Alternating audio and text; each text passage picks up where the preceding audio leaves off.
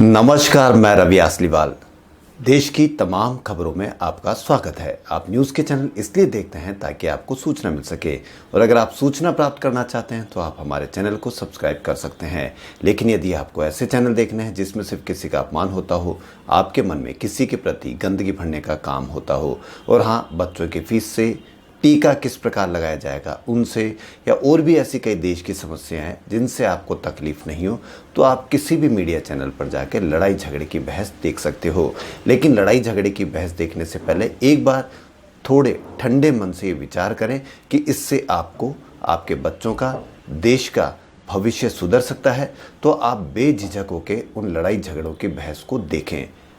अगर उनसे ऐसा नहीं हो सकता है तो आप कृपया करके ऐसे मीडिया चैनलों को देखना बंद करें, वरना वो अपने इतने प्रोपेगेंडा में लगे हुए हैं कि आपका नहीं, आपके बच्चों का नहीं, पता नहीं किस किस का वो भविष्य बर्बाद कर देंगे।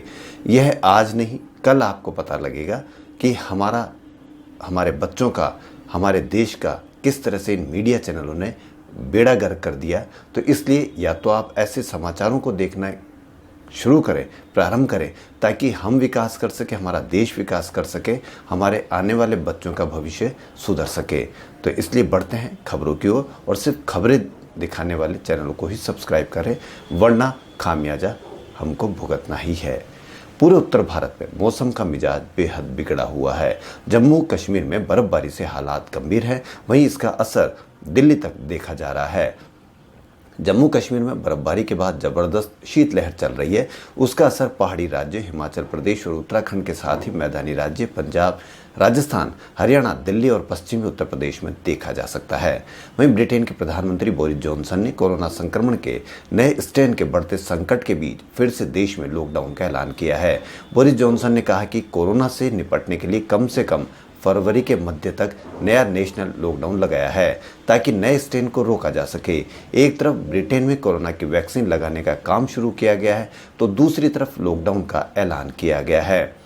वहीं गाजियाबाद के मुरादनगर में शमशान में हुए हादसे का मुख्य आरोपी अजय त्यागी को गिरफ्तार कर लिया गया है। हादसे के बाद से अजय त्यागी फरार था। गाजियाबाद पुलिस ने आरोपी अजय त्यागी पर 25,000 रुपये का इनाम घोषित किया था। हादसे में 25 लोगों की मौत हो गई थी। शमशान घाट में घटिया निर्माण के चलते छत गिर गई थी, जिसके चलते यह हादसा हुआ था। देश में कोरोना महामारी के बीच बर्ड फ्लू का खतरा मंडराने लगा है। राजस्थान के अलग अलग जिलों में 252 कौवों की मौत के बाद अब हिमाचल प्रदेश, मध्य प्रदेश और केरल में भी पक्षियों की रहस्यमय मौत से हड़कंप मच गया है। हिमाचल के कांगड़ा जिले के पोंग बांध अभ्यारण्य में बीते एक हफ्ते में 1700 प्रवासी पक्षियों की मौत का मामला सामने आया है। दुनिया की टॉप टेक कंपनियों में शुमार गूगल में भी कर्मचारियों ने एक यूनियन बना ली है। यह यूनियन कर्मचारियों के बेहतर वेतन, नौकरी की सुविधा, अच्छा वर्क कल्चर के लिए काम करेगा। गूगल के 225 इंजीनियर कर्मचारियों ने सैन फ्रांसिस्को में कर्मचारी यूनियन बनाई है। अमेरिका की टेक इंडस्ट्रीज में ऐसा पहली बार हुआ है। कंपनियां अपने यहाँ यूनियन बनने नहीं देना चाहती है, इसीलिए किसी भी ऐसे प्रयास को दबा देती है। इसी वजह से गूगल के कर्मचारियों ने गुप्त रूप से यूनियन बनाई और दिसंबर में पदाधिकारियों का चुनाव करके इसका नाम मालिकाना कंपनी अल्फाबेट के नाम अल्फाबेट वर्कर्स यूनियन रखा है। वहीं गणतंत्र दिवस के मौके पर किसानों ने लाल किला और राजपथ पर पहुंचकर ट्रैक्टर रैली निकालने की योजना बनाई है। इस ट्रैक्टर रैली का नेतृत्व करने के लिए महिलाओं ने कमर कस ली है। महिलाएं किस तरह कमान संभालेगी, इसकी रिहर्सल भी उन्होंने शुरू कर दी है। ऑक्सफोर्ड एस्ट्रेजेनेका की कोरोना वैक्सीन की इमरजेंसी में प्रयोग की अनुमति के बाद देश में वैक्सीन का उत्पादन कर रहे पुणे के सीरम इंस्टीट्यूट ऑफ इंडिया ने उसकी कीमत का भी खुलासा कर दिया है। SII के अनुसार सरकार को कोविशील्ड वैक्सीन की एक खुराक 219 से 292 रुपये की होगी, जबकि बाजार में इसकी कीमत दोगुनी होगी, जिसके लिए 438 से 584 रुपये चुकाने होंगे। कृषि कानूनों का विरोध कर रहे किसानों पर पुलिस और अर्धसैनिक बलों द्वारा कथित हमलों के खिलाफ पंजाब विश्वविद्यालय के 35 छात्रों के खुले पत्र पर संज्ञान लेते हुए सुप्रीम कोर्ट ने इसे जनहित याचिका के तौर पर स्वीकार कर लिया है। शीर्ष अदालत याचिका पर अन्य लंबित मामलों के साथ सुनवाई कर सकती है। वहीं उच्चतम न्यायालय ने केंद्र की महत्वाकांक्षी सेंट्रल विस्टा परियोजना को चुनौती देने वाली याचिकाओं पर मंगलवार को अपना फैसला सुनाएगा। इस परियोजना के लिए पर्यावरण मंजूरी दिए जाने और इसके लिए भूमि उपयोग में बदलाव सहित अनेक बिंदुओं पर सवाल उठाए गए हैं। न्यायमूर्ति एम खानविलकर, न्यायमूर्ति दिनेश माहेश्वरी और न्यायमूर्ति संजीव खन्ना की पीठ इन याचिकाओं पर फैसला सुनाएगी। इस पीठ ने पिछले 5 नवंबर को इन याचिकाओं पर सुनवाई पूरी करते हुए कहा था कि इन पर फैसला बाद में सुनाया जाएगा। अंटार्कटिका के लिए भारतीय वैज्ञानिकों का 40वां जत्था बुधवार को गोवा से रवाना होगा। कोरोना के चलते इस बार महज 47 वैज्ञानिक ही अंटार्कटिका मिशन के लिए जा रहे हैं। इनमें वैज्ञानिक, इंजीनियर, डॉक्टर, टेक्नीशियन शामिल है। इनके साथ ध्रुवीय क्षेत्र के 3 विशेषज्ञ भी जाएंगे। दक्षिण गोवा के वॉस्को स्थित मोर मुगाओ पोर्ट ट्रस्ट पर सोमवार को इंडियन ऑयल कॉरपोरेशन और भारतीय डाक के वरिष्ठ अधिकारियों ने इस दल को औपचारिक विदाई दी।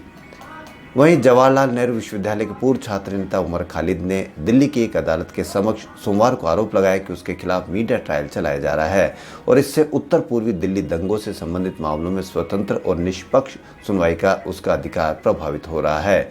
पिछले साल फरवरी में खजूरी खास में हुए दंगों से जुड़े मामलों में जब मुख्य मेट्रोपॉलिटन मजिस्ट्रेट दिनेश कुमार के समक्ष वीडियो कॉन्फ्रेंसिंग के जरिए खालिद को पेश किया गया तो उसने यह बात की। वहीं केंद्रीय स्वास्थ्य और परिवार कल्याण मंत्री डॉक्टर हर्षवर्धन ने सोमवार को कहा कि कोरोना वायरस महामारी ने समय के चक्र को कई साल पहले पहुंचा दिया है और लॉकडाउन ने दुर्गम बाधाएं और रुकावटें खड़ी की है। उन्होंने कहा कि केंद्र सरकार ने कोरोना वायरस के प्रसार को रोकने के लिए कई कदम उठाए हैं और अब टीकाकरण अभियान को भी वृहद स्तर पर शुरू करने जा रही है। मुंबई में बृहन-मुंबई महानगर पालिका ने अभिनेता सलमान खान के भाइयों सोहेल खान और अरबाज खान के खिलाफ एफआईआर दर्ज करवाई है। सोहेल के खिलाफ धारा 188 और 269 के तहत मामला दर्ज किया गया है। ये मामला कोरोना प्रोटोकॉल के उल्लंघन से जुड़ा है। एफआईआर सोहेल खान, अरबाज खान और सोहेल खान के बेटे के खिलाफ दर्ज की गई है। देश में कोरोना संक्रमितों के आंकड़ों में फिर एक बार बड़ी गिरावट दर्ज की गई है। बीते 24 घंटे में सिर्फ 16,278 नए संक्रमितों की पहचान हुई है, जबकि 29,209 नए मरीज ठीक हुए हैं और वहीं 200 लोगों की मौत भी हुई है। पहाड़ी इलाकों में बर्फबारी जारी है। हिमाचल प्रदेश में अटल टनल को 2 दिन के लिए बंद कर दिया गया है। वहीं राजस्थान के उदयपुर खाद्य और नागरिक आपूर्ति विभाग के शासन सचिव के निर्देशानुसार राष्ट्रीय खाद्य सुरक्षा योजना के तहत गरीबों का गेहूं खाने वाले सरकारी कर्मचारियों को बख्शा नहीं जाएगा। जिन कर्मचारियों ने इसकी कीमत जमा नहीं करवाई है उनके खिलाफ एफआईआर की जाएगी। विभाग ने ऐसे कर्मचारियों को 15 जनवरी तक के लिए मोहलत दी है। वहीं उदयपुर में ही वर्तमान में पक्षियों में बर्ड फ्लू बीमारी के कारण मरने की घटनाएं बढ़ रही है। इसको देखते हुए उप वन संरक्षक ने आमजन से उसके आसपास पक्षियों की अचानक मृत्यु की घटना की सूचना देने के लिए 2 मोबाइल नंबर सार्वजनिक किए हैं। वहीं लाडनू जैन विश्व भारती संस्थान के शिक्षा विभाग में संचालित आंतरिक व्याख्यान माला के अंतर्गत डॉक्टर गिरिराज भोजक ने समावेशी शिक्षा और शिक्षण अधिगम प्रक्रिया विषय पर अपना व्याख्यान देते हुए विभिन्न नवाचार और लचीलापन अपनाने पर बल दिया। उन्होंने कहा कि समावेशी शिक्षा की विविध चुनौती और उनके अनुरूप शिक्षण अधिगम प्रक्रिया में नवाचार और व्यक्तिगत विभिन्नताओं पर आधारित लोचशीलता अपनाना आवश्यक है। खबरों फिलहाल इतना ही। यदि आपको हमारा चैनल पसंद आए तो लाइक, सब्सक्राइब और शेयर अवश्य करें। धन्यवाद।